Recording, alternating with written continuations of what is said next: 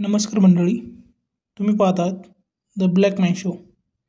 तर मंडळी म्हणतात ना की माराचा घाव भरल्या जातो पण शब्दाचा नाही.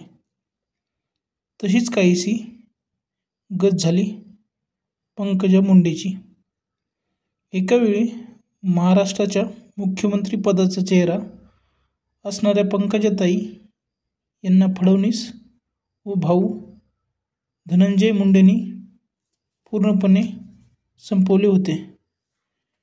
नाही आमदार, विधान परिषद नाही, लोकसभेला पण पडल्या. स्थानिक राजकारणातून पण बाजूला केलं गेलं त्यांना.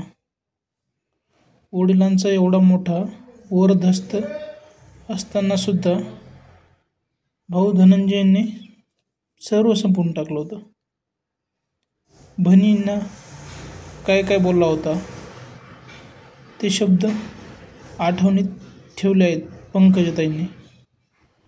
जेव्हा शत्रू आपल्यापेक्षा मोठा असतो तेव्हा त्याच्याबरोबर युद्ध न करता संधी करून योग्य वेळेची वाट पाहावी लागते. पंकजाताईंनी पण तेच केलं आहे.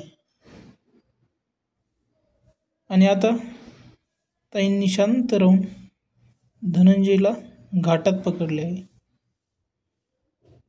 सुरेश धस यांच्या पाठीमागे फडणवीस तर आहेतच, पण पंकजाताईचे स्थानिक कार्यकर्तेही धसांच्या पाठीमागे उभे आहेत.